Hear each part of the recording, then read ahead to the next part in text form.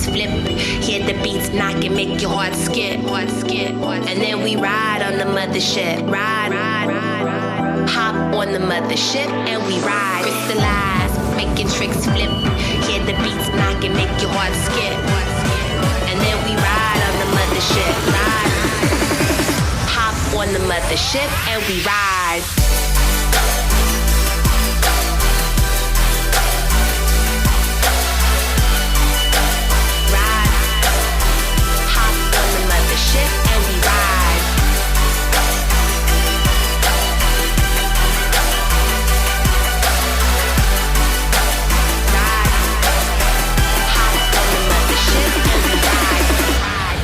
Hello and welcome to Basscast number 4. I am WEBev and I'm here with Alex, aka RedX. Alright, so we have got a lot of catching up to do. We recorded our last 2 episodes, one right after the other on the same night, and that was about a month ago. And at the time we thought that it was a good idea because it's like, oh, we'll get ahead of the schedule. We'll be off for a month, and we'll just let the episodes release on their own. Well, that sounded like a good idea at the time, but basically since then, a lot has happened. So there's a couple of things that we're definitely looking forward to, and I'm just going to go ahead and address this real quick because I'm going to explain what we're going to talk about this episode and what we're going to talk about next episode. Because some of the stuff next episode has been released, and we're just basically skipping it because this episode is going to be probably pretty long to begin with. So next episode, I think we should devote completely to The Wise and the Wicked, the new Jaws album, and Getter's new album, Visceral, which has not come out yet. Wise and the Wicked has come out. Have you listened to that one yet? Yes, I have listened to Wise and the Wicked. Okay, well, we'll save that for next time. And like I said, Visceral has not come out yet, but highly looking forward to that, and I think you are too. Yes, I'm very looking forward to that. I really do like the teaser that he put out on SoundCloud. Like, it sounds so good. Yeah, it sounds so good. It sounds so different too. Yes, I agree. I really like this new direction that he's taken. Like, I know he posted on Twitter or something like that that he was taking a step away from doing bass music, and now he's going into a different direction. And this different direction, quote unquote, sounds really good. It sounds different, and I'm just going to go ahead and say it right now. Different is good. Yes. We like to, when we hear artists when we hear the artists have come out with new music, we as fans like to think that we know what it's going to sound like, but when an artist surprises you, like how I think Getter's going to surprise us with Visceral, I think it's going to be a fresh sound. I think it's going to be not really like anything we've ever heard. I don't know. I'm definitely excited for that. And again, if you have not heard his little album teaser that he's got on YouTube, go listen to that because it'll make you excited. Okay, so the first big thing we need to talk about is Odyssey, which is an album by Barely Alive that came out probably over a month ago. Again, we're really late with this stuff. Back in August. Back in August. Back at August 11th. August 11th? That's what it says, yeah. Okay. Yeah, we're really late. Barely Alive is a pretty popular dubstep artist. He's probably most known for wearing a box on his head it's like a rectangular shaped box, and it basically looks like a tape cassette that's mad and has teeth. Would that be a good description? Yeah, I would say so. Which I think is a cool look. Do you like the whole, when artists wear, headgear, all that stuff? That's cool, right?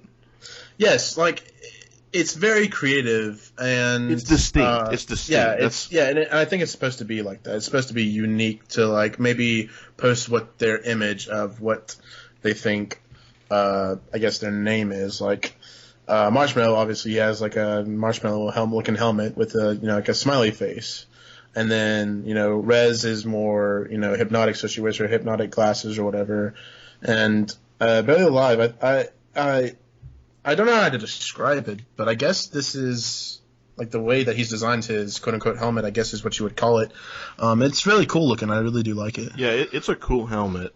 And again, it's distinct, and I think that's a good thing because, we get to a point where there's so many artists, and it's cool, instead of trying to describe someone's sound or describe an artist, you can just say, oh, yeah, he's the guy with the mad face tape cassette on his head. Or he's the guy with the white bucket. Or the mouse head, the swirly eyeglasses, whatever. So, and when, actually, and I have to admit, I didn't realize that he wore something on his head, because the first time we saw him live, was when he opened up for, Excision, and I didn't realize that he wore anything on his head, but, I think that's actually recent. Like, I think that was starting recent, just like when we went to go see him, and he might have started doing that when he went on that tour with Excision. Oh, really? So yeah, I think so. Well, either way, it's cool. It kind of lights up and flashes around. Oh yeah. But he's jumping around on stage and everything, and that's pretty cool. Yeah. That being said, let's get to Odyssey. I'm gonna let you go. Okay, so I will go ahead and say this. I am a big fan of Barely Alive. Being part of the the Disciple record label, I really like his music. So the thing with Odyssey is that if you can kind of notice that the album cover, it looks like we're inside the DeLorean from Back to the Future, and most of these songs, he's kind of made it sound like retro sounding, like it was made it was retro sounding, like made kind of back in like the 80s a little bit. Well, not all of them. Some of right, them. But that's what I'm trying to say. Like some of these, like he's made, like some of them, they're like really good dubstep songs. But like, I guess this is his version of taking a different direction, just for like an album release. And I'm all for that for whether it's Barely Alive or Getter coming up. But I mean, you're gonna have fans that absolutely like the direction that they're taking, and then sometimes you're gonna have fans that don't really necessarily like the direction that you're taking. And with some of these songs on this album, they just didn't really, they just didn't really sound good to me and all that, in my opinion. Like some of the songs, like I think. Know About Me, and even though it's a great name for a song, Xenomorph. I didn't really care for Xenomorph. What? Or we're gonna get to that. Or that might be the coolest dubstep song name ever. It's just some of these songs, I don't know, they just didn't really sound good in my opinion. But again, okay, I like some of these songs on this album, but not all of them, really, I didn't really care to listen to. But, the only thing I haven't listened to yet was his, mix that's on the end of the album. I plan to listen to that sometime this week, but yeah, some of the songs that I did like was, Odyssey, Deeper in Love, Bad Thing. Wait, you did like Deeper in Love? Yeah. I like Deeper in Love. Well, I made a little list of the songs that I felt, because I agree with you. Like,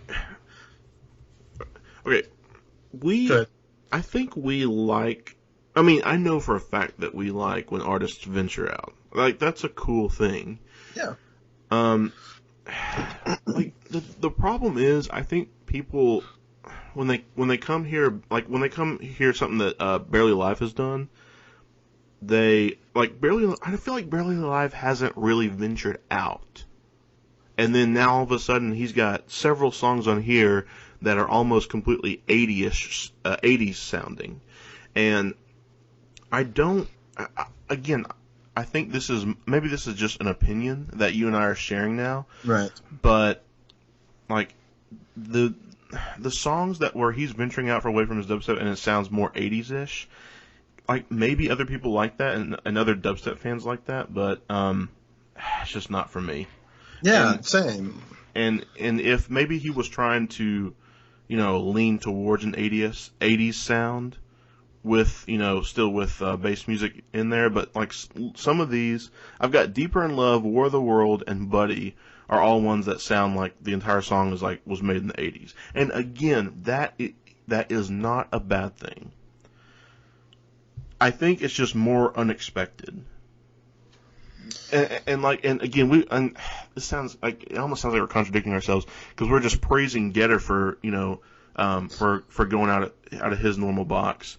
But I think like with Getter, like we've heard him do other things. Like we've heard him produce rap songs with other people, and he's ventured out and done some weird stuff. But I feel like we haven't seen that yet with Barely Alive, so this is a little bit new. Like having this new sound. And like I was saying, like when a DJ producer does something like this, like I said, you'll have fans that absolutely are totally 100% on board with this and are ready to hear this new sound. But you'll also probably have fans that are, they're way used to your original sound, and that's all they kind of want. Now, I'm saying I'm all up for, going in a different direction, like, what Barely Alive's doing here. But the sound that he's producing, this 80-ish type sound, this 80s type sound, it's just, it's just not for me. I think, I just don't. And I hope, like, again, like, we're not saying it's bad. We're not saying don't ever do it again. I think it's just not for us right now, maybe. Right. Yes. I'm not saying don't ever do it again. I'm saying it's just not in my music taste as of right now. Yeah, I agree. Of course, Barely Alive could be old enough that he had some of the 80s culture. I don't know how old he is. Yeah, I don't know either. But regardless, there are definitely bass music fans out there that were alive in the 80s and and probably appreciate some of the music. And that's great. And if that's something that Barely Alive has found and some of his fans like, he should keep doing it. He should by all means keep doing it. Oh, yeah. But I guess, I don't know if it's because you and I were both born in the 90s and we just, we never had. Now, and that's not to say that, we don't like Back to the Future and like, some of the. Alien or War of the Worlds or whatever. Yeah. I think it's just the sound. Like, we never grew up with that 80s sound.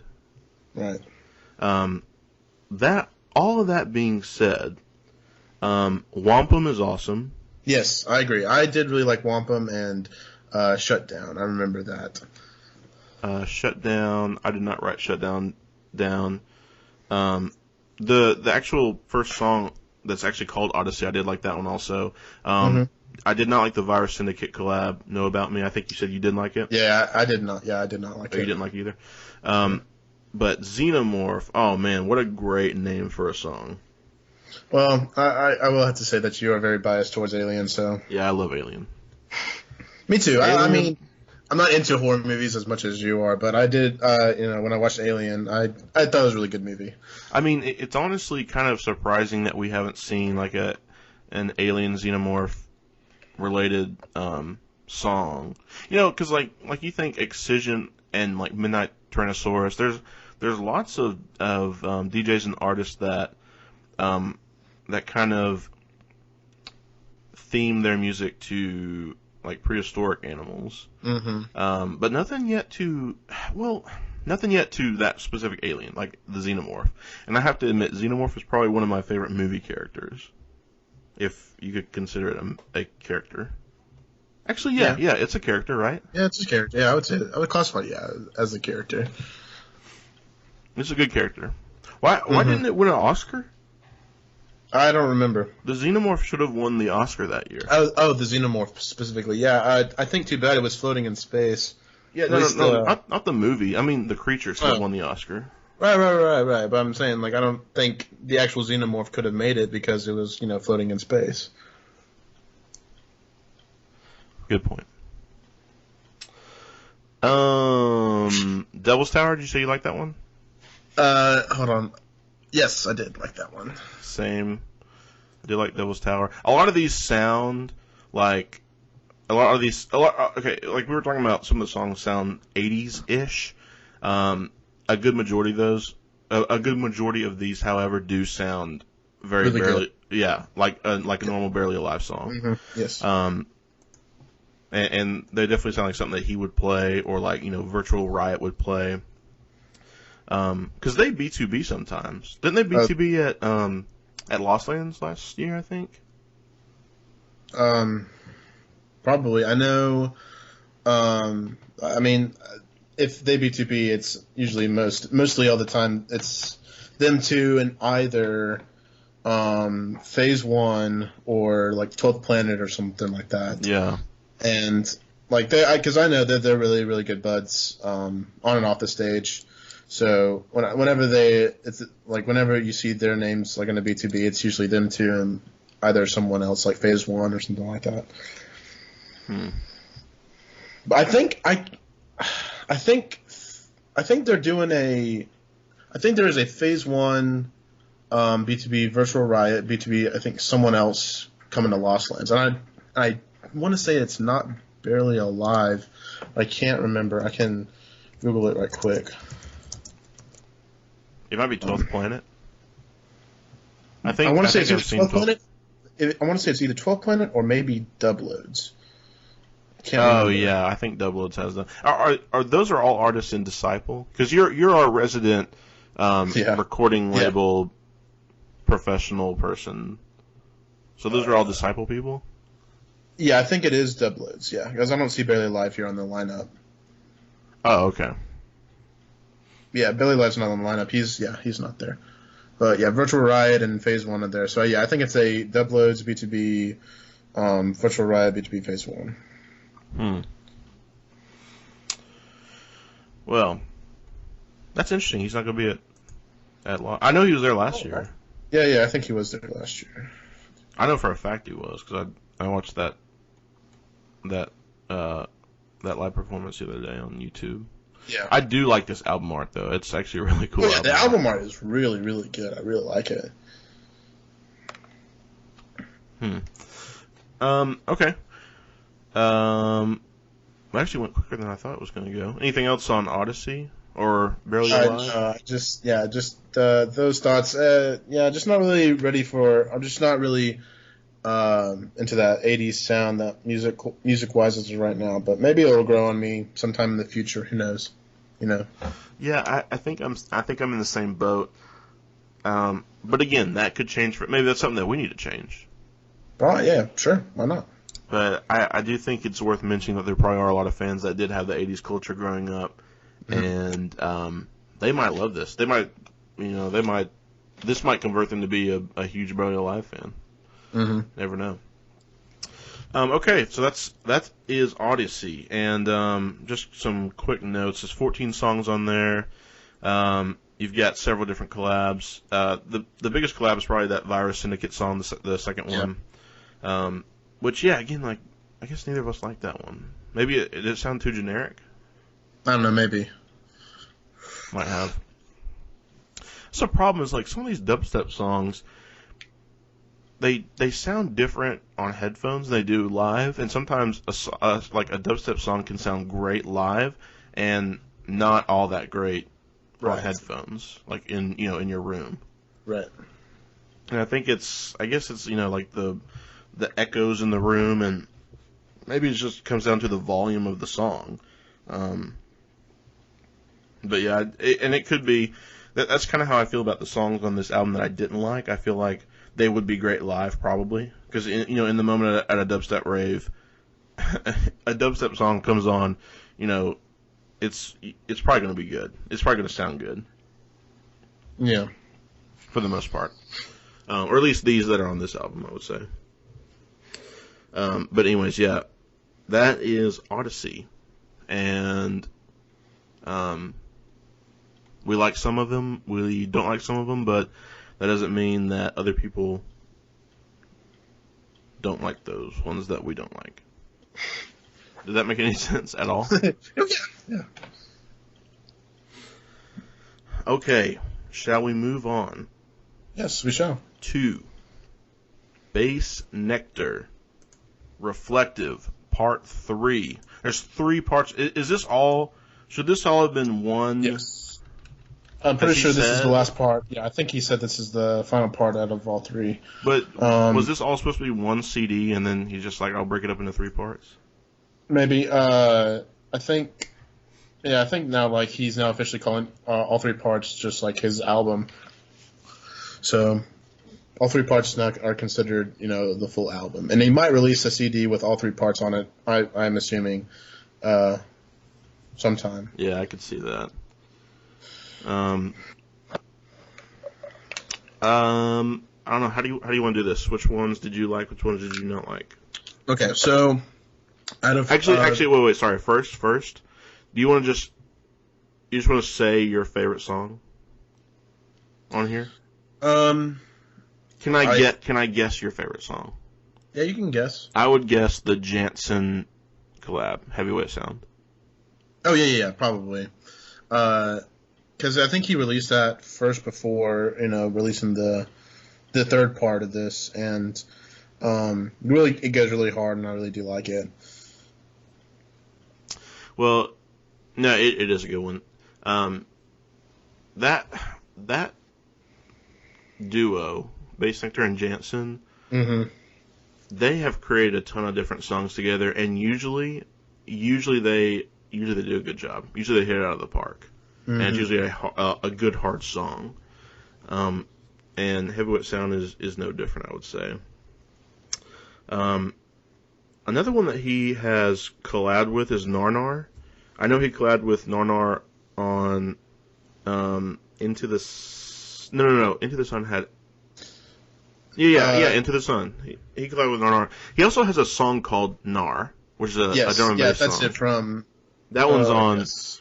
That one's on the one before Into the Sun. Oh my goodness. What's it called? Is it? It was, I'm pretty sure. Noise vs. Beauty? Yeah, Noise vs. Beauty. NVSB? NVSB. Yeah, NVSB had a song called Nar, and then he collabed with Narnar. So separate. And that one's called Whiplash, and that one's got... excuse me. That one's got Reaps 1, which, for anyone who doesn't know out there, Reaps 1 is clearly a beatboxer. And if you click play on Whiplash and you're not ready for it, it's going to freak you out, because the beginning of the song is just a bunch of like it's a bunch of it's like a bunch of like freestyling, beatboxing, bass sounding. I don't really know what to call it. I mean, it's cool. It's unique. And he's done that.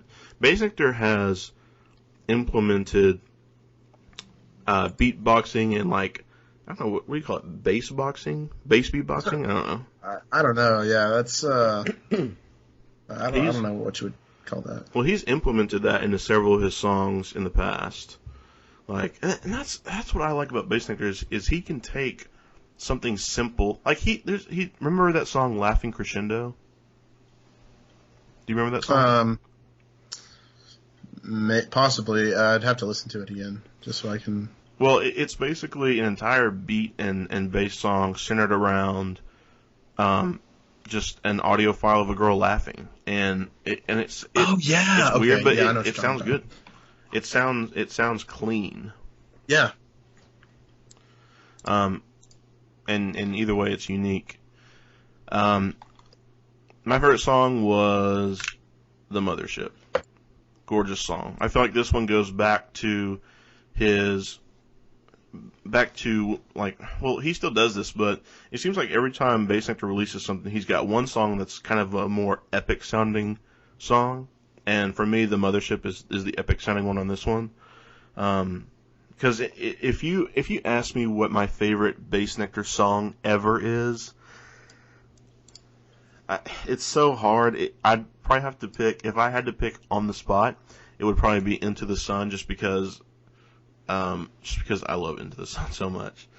But it's just that Bassnectar epic sound that you only get like maybe once every release. It just does it for me. And it takes me back to, like I said, Into the Sun. It takes me back to Time Stretch. And it's just gorgeous. It's just there's no other way to describe it besides epic music. I don't even want to classify it as trap or dubstep. It's just epic music. It's not future bass. It's epic music. So yeah, love the Mothership. Biggest disappointment here. Can you spot the biggest disappointment? Well, okay, I'll tell you that I liked every song but one song. And that song was the very first song. The Bassnectar Maximilian collab. Really? Yeah.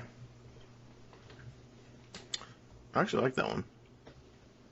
That's a remake, or I think it's a remake. It's a Bassnectar remix, like Bassnectar collab, I think. Well, or is it not? It sounds a lot like something that he would have released way back, like before, like a underground communication type song. That's what it sounds like. Mm-hmm. I want to say this is almost.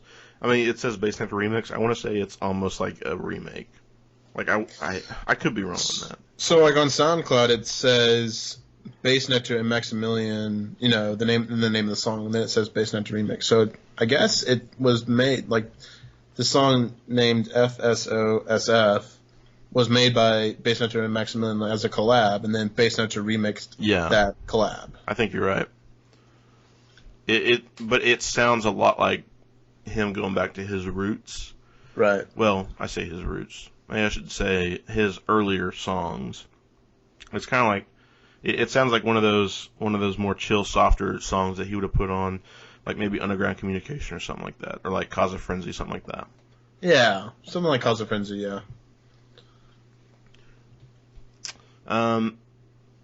My biggest disappointment here was High. Really? Yeah, Bassnectar and Rusko. That sounds like a juicy collab, and it didn't do it for me. Did you like it? Yeah, I did like it. It didn't do it for me.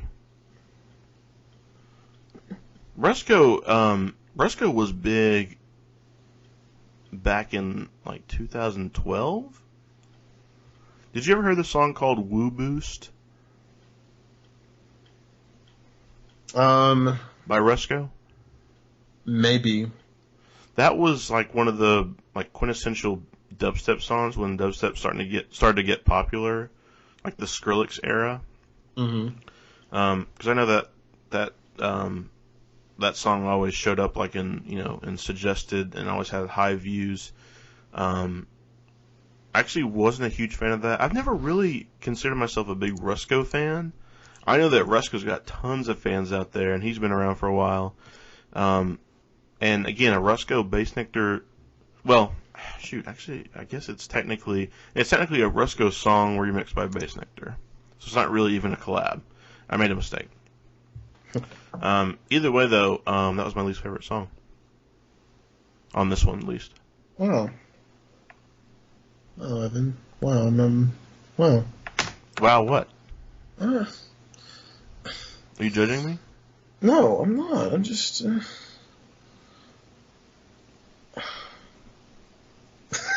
I don't know.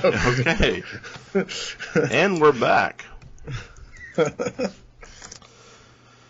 Okay. Yeah, I liked most of. I mean, I liked all these songs except for his remix of his original collab. I guess is what you could say. FSOSF. Yeah.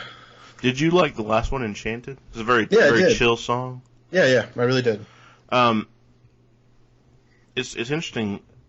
I've been following Bassnectar for quite a while, and I noticed that he like reposted on SoundCloud an entire, I guess it's Nofo, is the person it's Nofo originally made the Enchanted song.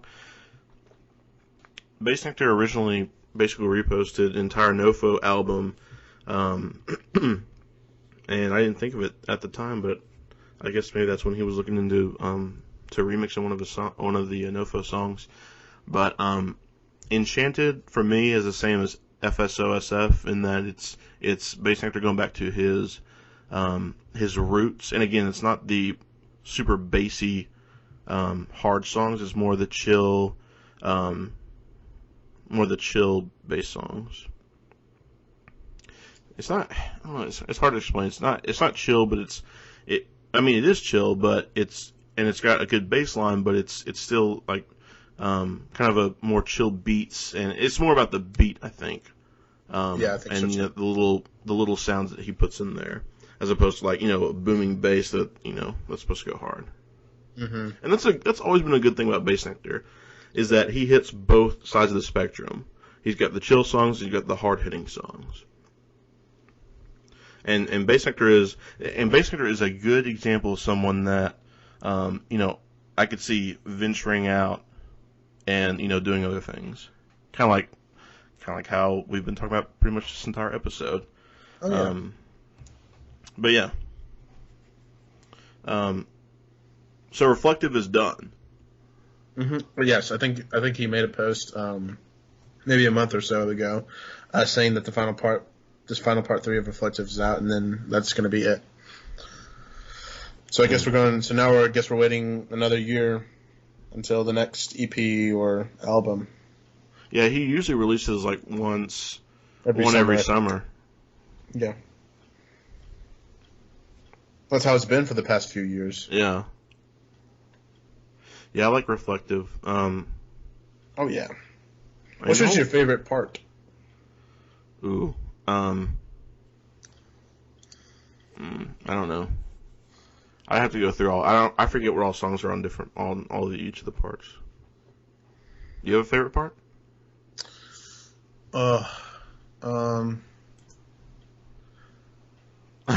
You just did that as if you had no idea I was about to ask you. I think out of all 3 parts, I think part 1 was my favorite. Part 1. Yeah. So, that involves Arps of Revolution, I'm Up. I really liked I'm Up. I'm Up was good. Infrared, Underground. Underground was a great song with him and G. Jones, always a great collab. And then him with Dorfex Boss with Horizons. Oh, I'm just not realizing I'm Up was also with Narnar. Yeah, I'm Up was with Narnar. I think he had... Okay, no, he didn't. Never mind. I thought he had, for all 3 parts, he had a collab with Narnar. So, in total, he collabed with G. Jones twice. He collabed with G. Jones on part 2 also, Chromatech. Mm-hmm. And that is a good one also. Mm-hmm. I really like the Digital Ethos collab, Slather. Yes. Slather's awesome. Yeah, Slather's so good. Just that opening, I like that.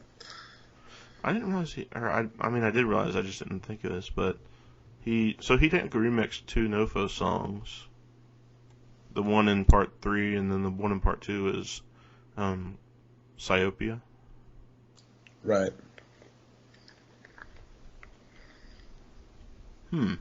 Yeah, I think my favorite part would be part 1.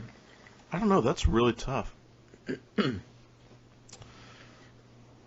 a tie for me. It's a 3-way tie. Although part 2 is pretty good. Cool album art, by the way. Oh yeah, I like how he when it went from part 1 to part 2, and then part 3 is just simple, just water. I really liked that. Yeah, the water is awesome. Water fits in very well. Yeah, we need to see Bassnectar again soon, because you've seen the videos of his Mothership show. Mm-hmm. Oh my goodness! Those strobes and visuals look awesome. Yeah, just after Bassnectar 11, It just happened like either last weekend or the couple weekends ago or whatever. Just like seeing all the posts from that, it's just so epic. He keeps retweeting people's videos and it keeps showing up. Mm-hmm. And it looks awesome. That's definitely an artist we need to go see. Again. Well, we haven't seen Bassnectar when it was his own show. That's our problem. Yeah. We saw him at a festival, which again, as we've discussed, is clearly different. Yes. Than seeing them with their own show, their own equipment, where everything is centered around their music. And I know we talk about the Paradox a ton, but like when you see the Paradox when it's his actual show as opposed to the Paradox visuals at a festival, it's not the same because the Paradox is just it's just better to have the Paradox like in an enclosed building with one screen as opposed to like at a festival where you're going to get like 3 or 4 split up screens and then the visuals aren't as good. Right, his visuals are actually meant for the his own stage. Yeah, like you can really tell. That's what I'm saying. But when he goes to festivals where it's a different stage and he's got his same visuals there, but they don't look as good because it's not made for that stage. It's made for his own stage. Mm-hmm. So yeah, it's definitely one that we need to go see is Bassnectar again.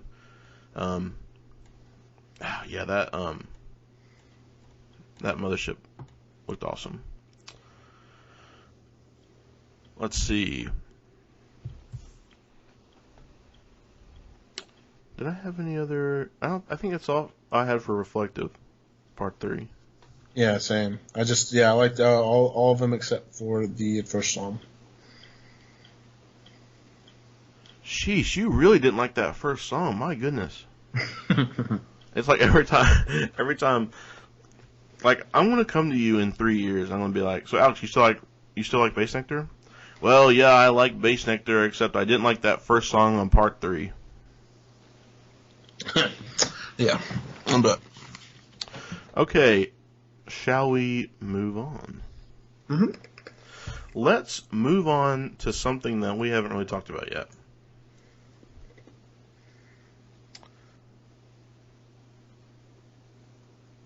I don't know how to explain it. I guess extremely chill bass. You've heard of Casbo, right? Oh yeah, I've heard of Casbo. I don't know if I've ever listened to any of his music, but I've definitely heard of Casbo. Well, I think I heard him through you. Well, let me just tell you, if you're a huge dubstep fan, a huge bass music fan, do not sleep on an artist like Casbo, because Casbo's music is so pretty. It is not hard, it's not super bassy, but it is gorgeous. It is electronic, obviously, and it is absolutely gorgeous. And another artist similar to Casbo, the reason I start with Casbo is because I think he's probably Casbo is the biggest in this genre. It's like a subgenre of chill bass. It's like extreme chill bass. Okay. It's like a mixture between chill bass, ambient, and future bass. Does that make any sense? Yes. I would definitely say it's like a chill future bass with like some ambient in it. Yeah, well, that's really the only way I know how to describe it. But the guy we're talking about now is a guy named Pluko. And Pluko recently released an album called 16. 16, funny enough, only has 12 songs. But as we were talking about earlier, none of these songs are hard, bassy songs. These are all very chill, very easy to listen to songs. And like we were saying earlier, like you've got three genres you're looking at here, and he's kind of just mixed these up together. You've got ambient, you've got chill bass, and you've got a little bit of future bass. Yes. And I think majority of these songs kind of lean towards ambient, which is fine. Some ambient songs are really, really pretty. They're obviously not going to, they're not going to, like ambient songs, it's not something that a lot of people flock to. Like, you don't go to EDC and go to the ambient stage. Well, unless you're just really wanting to, or maybe you're just high. There's not even an ambient stage, dude. Yeah, I know. What would the ambient stage be? It would like just be a smaller tent, like from like what the trance stage is or whatever. It would just be like in a butterfly greenhouse or something. Yeah. Okay, I can see that. Like an ambient stage, and they've got little just butterflies. Like butterflies just flying around. And like nobody's jumping, everybody's just like, waving their hands around, like swaying back and forth. Yeah. Absolutely beautiful. That'd be cool, yeah. Anyway, so this 16 album, I've got 4 or 5 songs here that I absolutely love, and I had to add to my list. I've got Lost, Love, Nija, Pink, and Found. To be quite honest with you, I do want to touch on this. So I kind of did some research. This one song with an artist spelled Nevve. Do you have any idea how to pronounce that? My guess would be Neve, or maybe the V's are supposed to be like a W, so I'd say New or something like that. I think it's Nevve.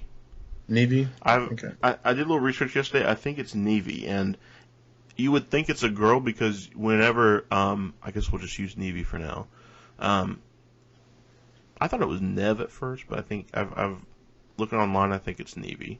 Okay. And I could be completely wrong, and I could be embarrassing us, but Nevve. Usually when you've got Nevve vocals in a song, Nevve does the vocals, by the way, for Nija, which is the third song on this album. Whenever Nevve does vocals, it's always a girl's vocal. It's always a girl's voice. But in doing a little research on the internet, I think it's actually 2 females and 1 guy, and it's like a collective collaboration, and they just call themselves Nevve.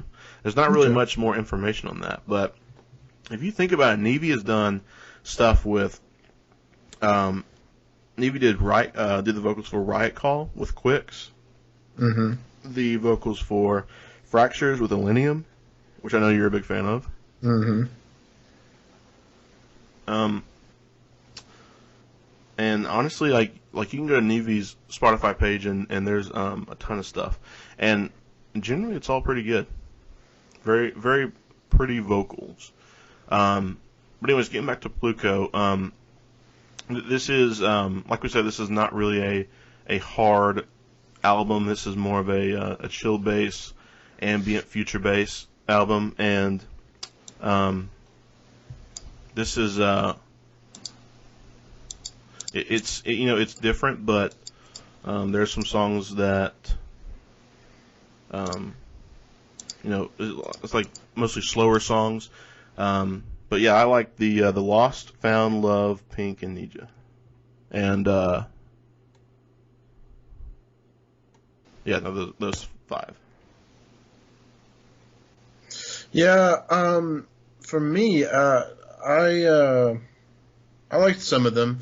Being more of like a hard bass more than chill ambient. This album didn't really So did it just like lull you to sleep? It just didn't really it's not really my type of music to listen to. But there were some songs that did somewhat like Nija, like you said, Pink. And you said Found, right? You like Found? Yes, I did like Found. So some other songs I think that you didn't mention that I liked was Forgiveness and No Not Yet. I like those 2 songs as well. Yeah, I didn't put those on my list. Not because they weren't pretty, just like I don't know if you're the same way, but like when I go through music, I kind of give it I give it one build up and one drop to kind of catch my ear's attention. Mm-hmm. But with ambient music, you don't really have a build up and a drop. So I kind of just, like, there's a point where you kind of know what ambient music is going to be, like a specific ambient song. It's probably just going to keep looping at a certain point. So I just kind of listen for the loop, and if it doesn't catch my ear, I move on to the next one. That's right. That's how I approach songs like this. Well, like for me, I will actually give the full song a chance. Like, so I'll just start listening to the song fully. If it has a good build up, good drop, if the I guess each verse, I guess you could call it, even though there's no lyrics. Like, if that sounds good or whatever, then it's all just like a judging call, just your own opinion judgment on how good the song sounds in your opinion. But yeah, like for me, like I said, I listen to more hard, heavy kind of stuff, and like some of these songs are actually pretty decent, but most of them are very, very chill. So let me ask you a question. As a hard bass music fan, do you even have the desire to like go out and find chill music like this?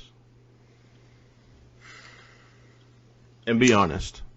Like if you have no desire, then like I want to know. And sorry to interrupt you.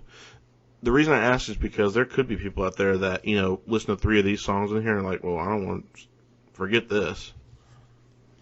So, I will go ahead and say this. I have never even heard of Pluko, however you say it, Pluko, before you told me about him. So, I would have actually never have known about Pluko unless you told me.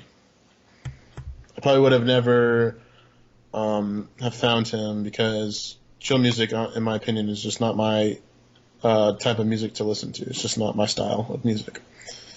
Wow. That I listen to. Wow. But granted, get out.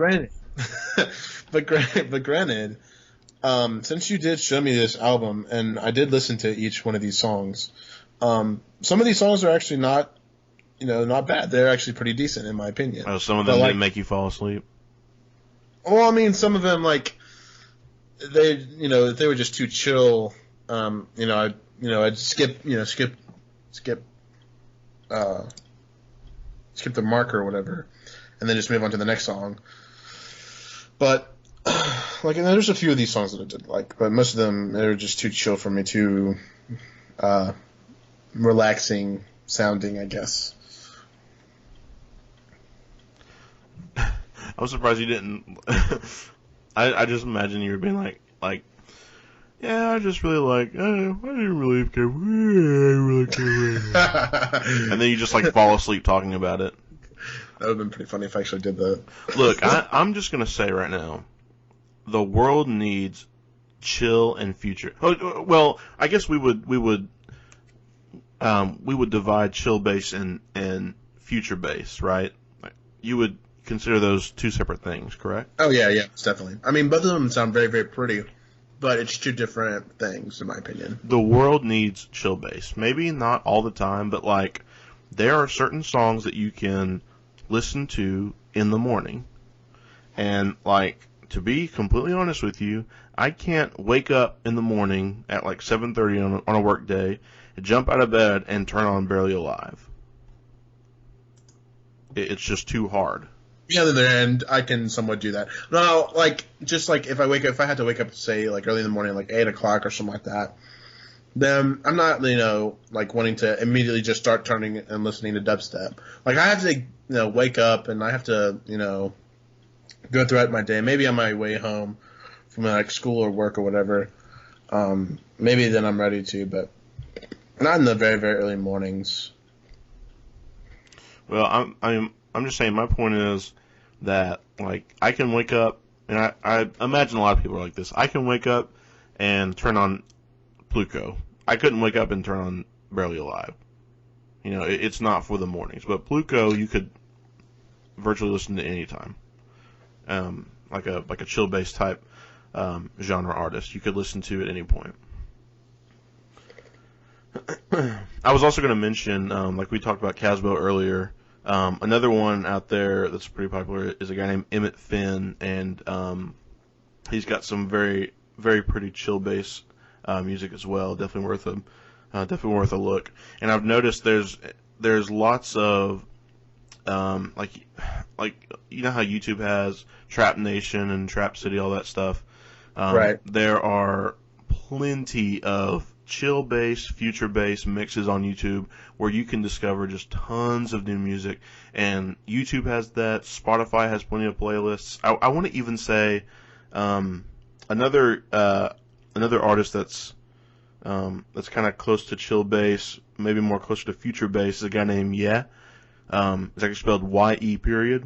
Look him up. He's got a good playlist on Spotify that's got lots of great chill bass and future bass songs. And I think that it could be that we have listeners that have no interest in EDM. And the perfect gateway into getting into EDM music, if you really want to for whatever reason, check out chill bass and future bass. It's going to be. I agree. It's going to be something completely new. It's going to be something you've probably never heard, and yeah. Yes, I agree. Like if you're trying to introduce someone to the EDM, scene, but they're not, like the immediate thought is like, oh, you mean dubstep or whatever. Well, that's what, I think that's kind of what the stereotype is. Whenever you mention, electronic music or whatever, they always kind of like, to someone that's not really, into this type of genre of music, they just kind of like automatically think dubstep in my opinion. But like if you interest them into like chill bass or future bass, I think that will kind of open their mind to that. Oh, there must be something else other than just hard wah wah wah sounds than what I thought. So yeah. Do you ever, if you're showing your friends EDM music that aren't really EDM fans, do you ever show them like the more weirder sounding stuff just to get a reaction out of them? Oh yeah, yes, we have been on trips and I have played music straight from my phone. Now, granted, I do have a couple of friends that do like the music, like hard EDM or whatever, or some future bass, but sometimes I might take over the aux cord or whatever and just like sometimes blare a little bit, but again, most of the people that I hang out with, they don't really care to listen to it. So like I won't, I don't really try to bother them or whatever. So what, you'll get the aux cord and you'll blare some Armin van Buuren? Oh yeah, most definitely. Oh boy, Armin van Buuren.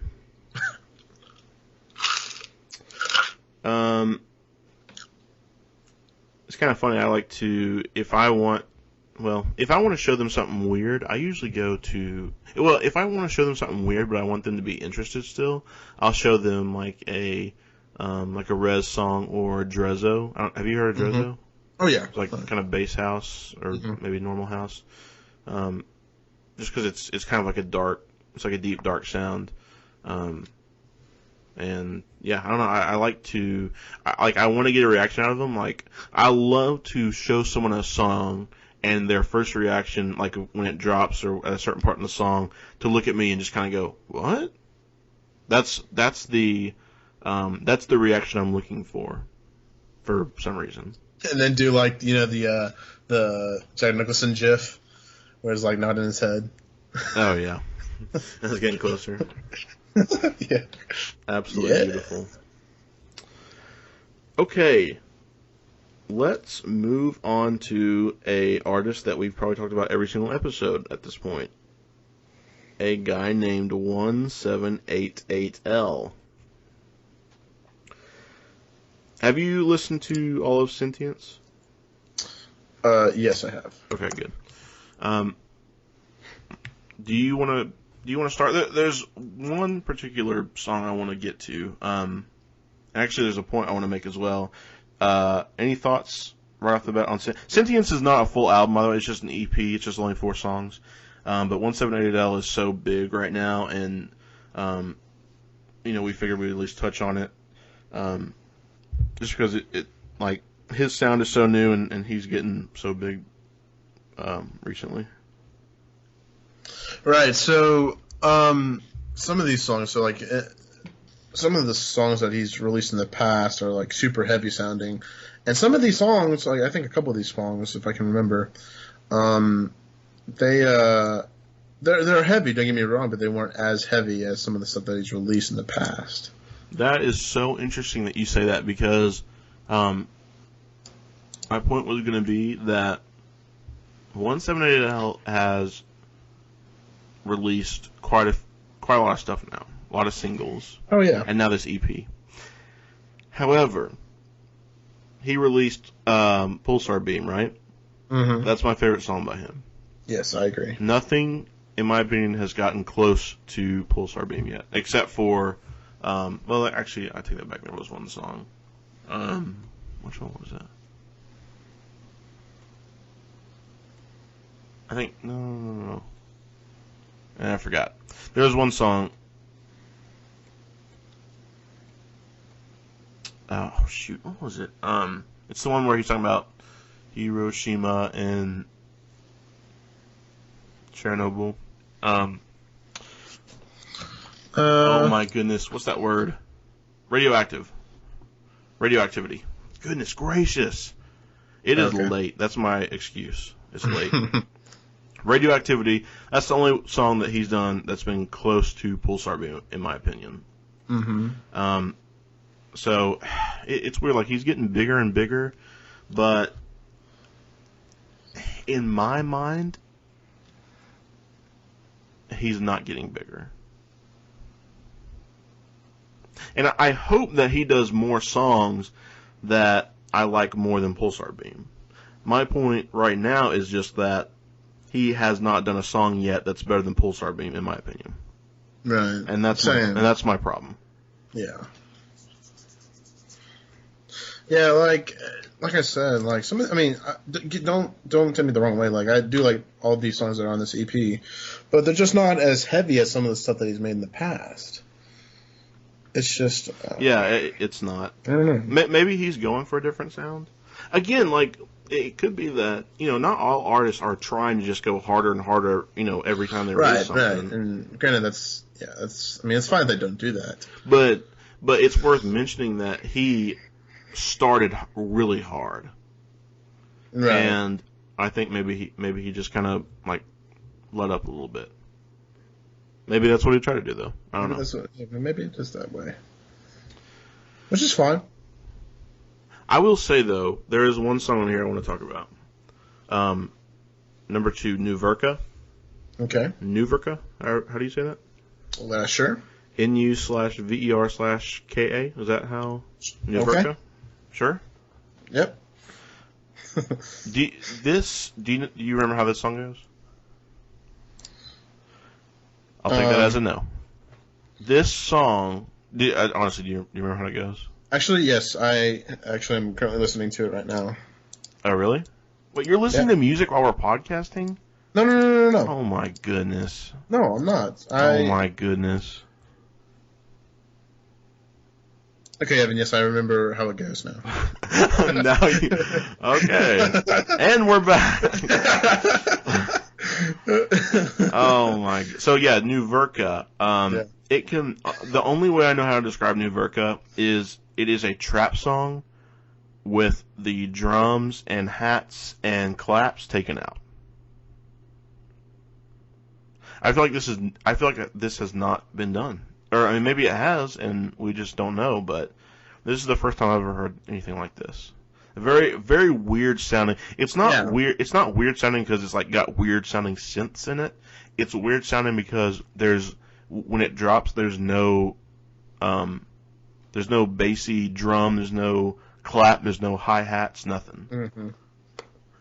So I almost want to say that he created the whole song and I don't know if I mentioned it, it's a trap song. Like, it's definitely trap genre. Yeah. But it's almost like he created the whole song and then took out the claps, drums, and hats.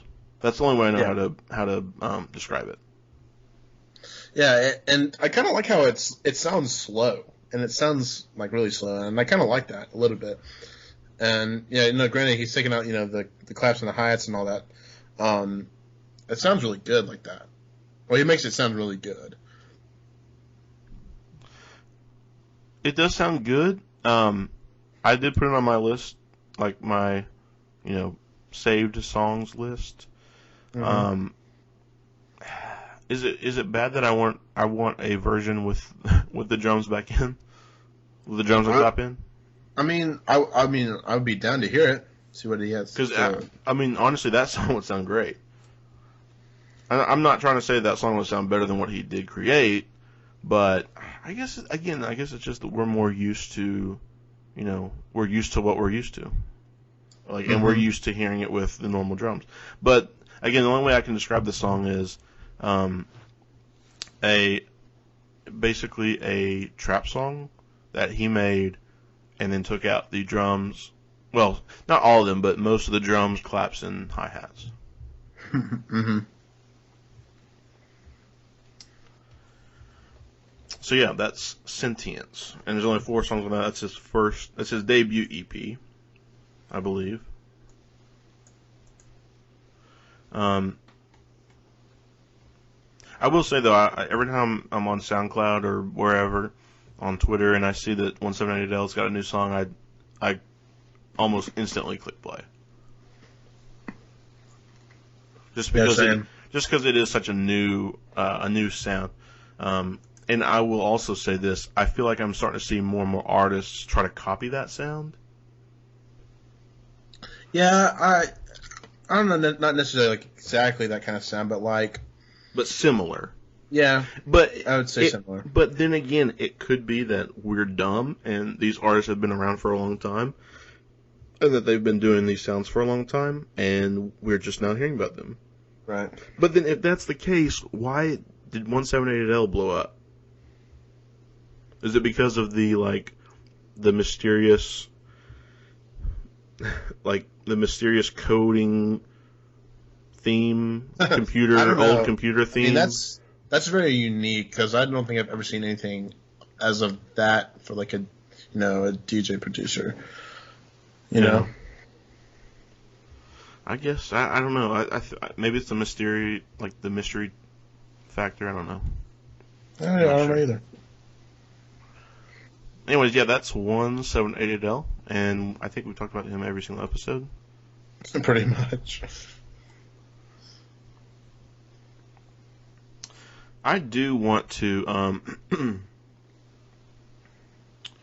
want to segue into those are the 4 albums we wanted to talk about, by the way, or the 4 CDs. And again, that was Odyssey by Barely Alive, Reflective Part 3 by Bassnectar, 16 by Pluko, and Sentience by 178L. And I did want to touch on something else. So Quicks, you've heard of Quicks, right? Yes. Quicks did, I think we mentioned him earlier. Quicks did Right Call with Nev, whatever it is. Right Call is an awesome song. Yes. And I think it's one of my favorite songs of last year, the year before, whatever year it came out. Mm-hmm. But anyways, recently Quicks came out with a song with Vincent, I think. Yeah. Quicks and Vincent came out with a song featuring David Shane. The name of the song is Hero. It is a hard trap song, and I'm just going to go ahead and put it out there right now. This is going on my list of nominees for Best Song of the Year. Really? Yes. Have you heard this one? I want to say I have. I don't know. Let me check it. No, seriously. And now it's gonna be complete silence for a minute while Alex listens to the song. No, seriously. No, I haven't listened to it yet. Okay, I don't. Do we want to have a best song, our favorite song of the year? Do we want to do this? I mean, I'm done if you are. Do you have other songs that you want to put in this list? Because I've got 3. And this is songs that came out this year. What are the 3 songs that you have so far? My 3 songs so far that would go in the nominees list for me are Pulsar Beam by 178L. Okay. Let Me Go by Kai Vaughn. Mm-hmm. And this song, Hero by Quicks Vincent and David Shane. Okay. And I want more. Like, I want there to be, like, if we get like 10 songs on this list that were like, and another thing, like, I consider one of my favorite songs of the year a song that the first time I hear it, like, it kind of makes my eyes get a little bit wider, and I look back down, I'm like, who is this again? And then I find myself listening to it over and over and over again later that night, and then the next day, and the next day, and I can't get enough of it. Mm-hmm. That's what I consider a song of the year. And those 3 songs are the only songs that have done that for me so far this year. Okay. So are there any songs that you can think of that have done that for you? Well, I mean, granted, I really do like Pulsar Beam. It's a good one. I might have to think about it for a second. So I will have to say, now, I don't know if have you been on Instagram or Twitter lately, like today? Yeah. Okay. So and you follow Slander, right? I don't know about that. I might not. Okay. Well, Slander today has just announced, today being 9/11, they had just announced that they're coming out with an EP. Oh, really? Yes. And this past EDC Las Vegas, they played 8 brand new songs, and I think out of those 8 new songs, they have released, I'm pretty sure they've only released 3, and those 3 songs are So Long, Slow Motion, and the other one that I can't, and they're Above and Beyond remix. Now, this EP that's coming out, they did play this one song with, I think, they've collabed with this guy from vocals before. I cannot remember his name. I can... Is it Elton John? No, I think it's Dylan Matthew.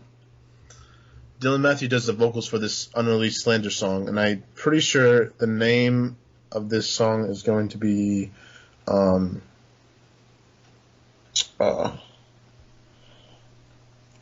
Is Gone. And it's unreleased, but if you listen to their EDC Las Vegas live set, you can find it on SoundCloud because they released it off their official SoundCloud. If you go to about, like, I think it's like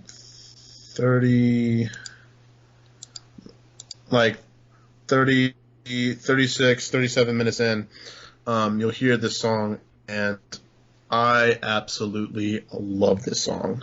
I don't know how you would feel about the song, but I absolutely love that song. Was this the one you were showing me last time we were together? Probably, but that song is so good. It might be... I don't know if it's another contender for, like, Slander-wise, if it's going to be like the next Superhuman or the next Love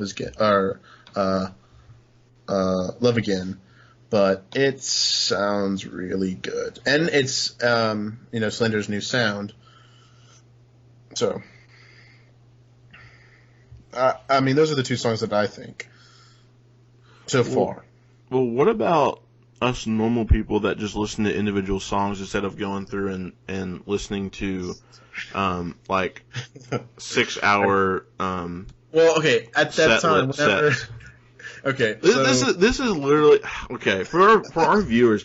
This is what Alex does. He'll be like okay, I'll listen to a new song. I'll hear a new song. I'm like, I'll text Alex, listen to this song, and I'll say, like, for this for this Hero song we're talking about, I'll say, Alex, listen to this song, Quicks and Vincent - Hero featuring David Shane. When Alex wants me to listen to a new song, he'll say, Evan, go to this link, and it's like a 2-hour like audio file, and he's like, go to 3621, and I'm like, and it's like in the middle of a set, and then it's like 5 seconds of a new song that whatever artist has not released yet, and then that's it, and then Alex is like, dude, this song's gonna be so awesome. Yes, and like some unreleased songs sound good. Yeah, for like the 2 seconds that we get them. And plus we have to go hunting like deep into like a 3-hour audio file trying to find them. You have to go on, what's that, setplaylist.com, or what's that website that has like 1001 track list or whatever? Yeah. Like that. I bet that's probably like on your internet browser favorites. That's probably your homepage. Maybe. It just opens to 1001playlist.com. My goodness. No.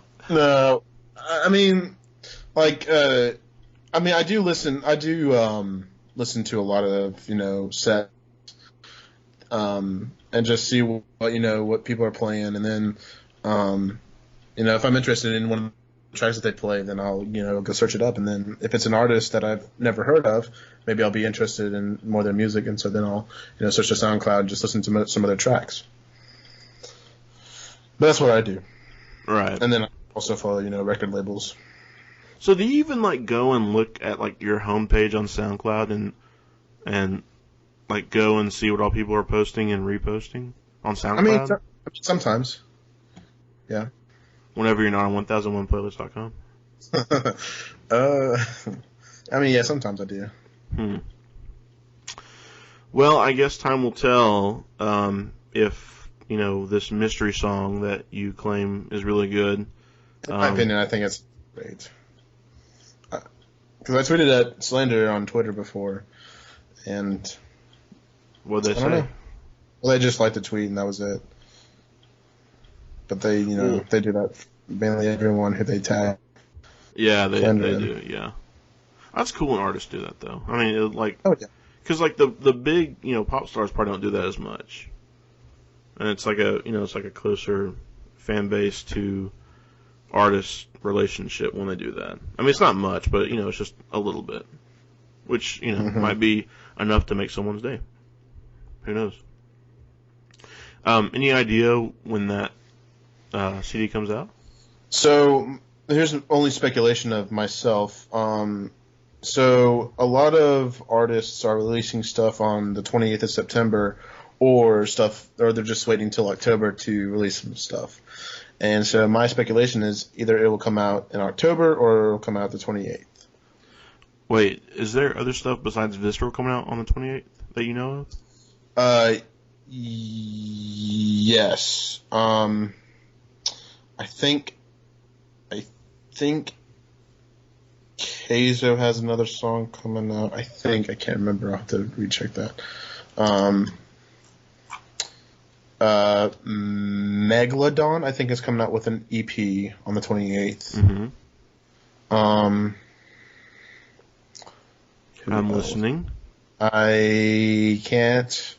That's all. That's what I can think off the top of my head as of right now. But yeah, we got some more new music coming out in the next few weeks. So. Well, I mean, like, I think we said this in a previous episode. It would be extremely difficult for us to cover every single single that comes out. Right. I think the bigger name EPs and most of the albums we should try to do though, and then we can use that that base to talk about the specific artists and the genres and subgenres that that artist tries to fill. I mean that's just kind of my idea. Right. I do want something else I want us to do, because as we do this, we're going to be going to live shows, and I think we should come back and give a show report. What? Right. Yes, I agree. What's so funny? Nothing. I was laughing at something else. Oh, okay. I think we should, if we go and see a show, if you go and see a show up in Tennessee or something, or I see one down here, We kind of give a little report, like who all we saw, how was it, what kind of music they played, all that stuff. Right. And speaking of live shows, what a segue. Speaking of live shows, I don't know if this is news. It might be news. Okay. So Snails has a new stage production that he is starting in October, a new show. His previous one was called The Shell, because he's Snails, and that's part of his theme and all that stuff. This one is going to be called The Shell 2.0. And I have seen some videos of the first The Shell show. It looks pretty cool. He's been saying on social media that this next one is going to be even bigger and better. And, like some of the craziest projects he's ever worked on. And funny enough, he's going to be in Orlando on the 16th of November on a Friday night, which is like the best night to go to raves at House of Blues, which is Orlando's best venue for raves. So definitely eyeing that. Anyway, you'd be able to make who's all gonna be there besides him for you? Does it say? Because I know they usually have like little, like on the poster, they have like little symbols beside their names. Yes. I'm pretty sure.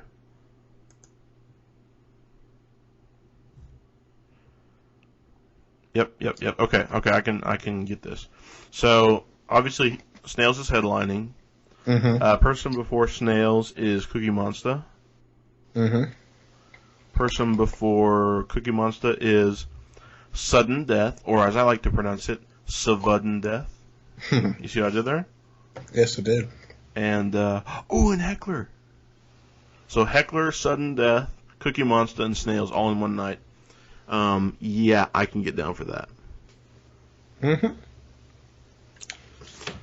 Because I know you and I have already seen both Cookie Monster and Heckler, and we've seen Snails. Yeah, we've seen all of them except for Sudden Death. Yeah. Sudden Death. It looks like Sudden Death to me. That's how I say it in my mind. Sudden Death. Sudden Death. For those that don't know, it's spelled SVDDENDEATH. Yeah. Sudden Death. I mean, there's a lot of artists that either, like for the U they'll put a V, or for the A they'll put an upside down V. Yeah, I like that. I think that's cool. So yeah, that starts in October, and this tour schedule is actually pretty insane. He's like all over the place. Oh yeah, he's all over the place. It's like, oh my goodness, it's like 40, 50 shows or something, and it's all in the span of 3 months. So yeah, I'm definitely thinking about going to that. I guess that's public information now. We were also thinking about. So we've got. Do you want to explain this dilemma that you've got with Seven Lions and the Bassnectar shows? Okay, so not only is Snails touring, but Seven Lions is about to start his tour, along with Rez. Rez is touring also, but I kind of want to talk about Seven Lions' tour. So, Seven Lions has I think it's he has a few people that he's bringing with. I think it's Jason Ross, Midas, and AU5. Now, I have been, because I think you were the first person to show me AU5, and I've been a big fan of AU5 for at least a few years now, and I have yet to see AU5. But the problem is I would have to travel to Orlando to see AU5. Now, I've already seen Seven Lions, and I would totally be down to see him again live, especially for his own, his own stage, his own set. But I really want to see AU5. But also, Now that's like a few weeks after EDC. EDC Orlando is like the first weekend of November or something like that. And I've seen the lineup a few times, and at first I was like, maybe. But now I look over it again and again and again, and the more times I just look over it, it's like, oh wow, okay, maybe I am really interested, because some of these people I haven't seen and some of them I want to see again. And I'm sorry. Go ahead. Well, the thing is, I would like to go. I really want to. I'm thinking I would really like to go to EDC and go to the Seven Lions with AU5, but the thing is, I don't want to have to travel, twice in 1 month, because that gets expensive. Well, I mean, I don't mind. Right. You don't mind. But... Well, okay, so here's the problem. Is like basically there's 3 different shows. Well, I guess 4 now technically, and we don't even know how many we can choose. Well, I say we. Alex doesn't know how many he can choose to go to. We've been to the last 2 EDC Orlandos, and I will say, like, we were stoked after we saw last year's lineup when it came out. Oh, yeah. Like, that was like an instant, yeah, we're buying this. This year, I think it's a little bit different because a lot of these people we've now seen. There are some that we haven't seen, like Midnight Tyrannosaurus. We have not seen. We haven't seen Loudpack. We haven't seen Mala. We haven't seen Cascade yet, and we were going to see them last year. We did have the opportunity to see Cascade, but we didn't see them. You have not seen Space Jesus. No, I have not. Ganja White Knight. We haven't seen Ganja White Knight or Griffin, or I wouldn't mind seeing Dylan Francis or Bad Clap. Yeah, me neither. I would not mind seeing Dylan Francis at all. There's a decent amount of people on here that we haven't seen, basically. Another one that's not really too well known, Moody Good. Oh yeah, Moody Good. Yeah, that would be a good one. Moody Good is very underrated, I would say. Yes. Which if you want to take it way back, Moody Good is now who used to be 16-bit. If you know who 16-bit is, true dubstep fan.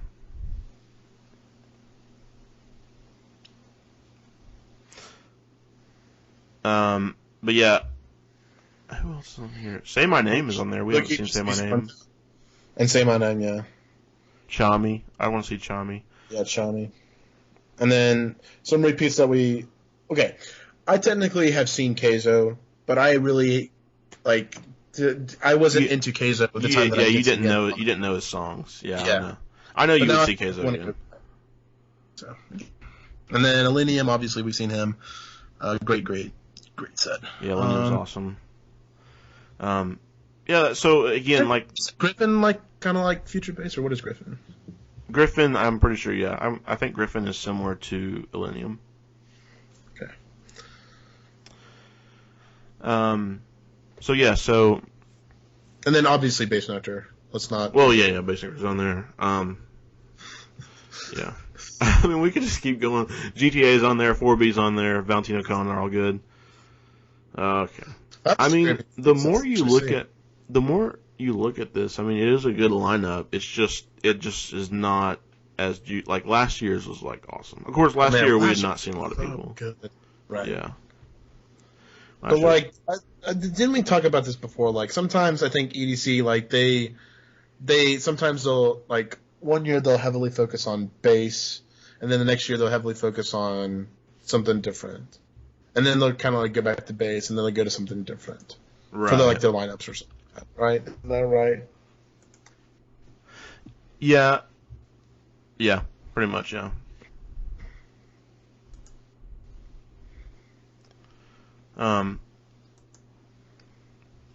Well, and last year, it was definitely evident that EDC Orlando was more directed to bass music.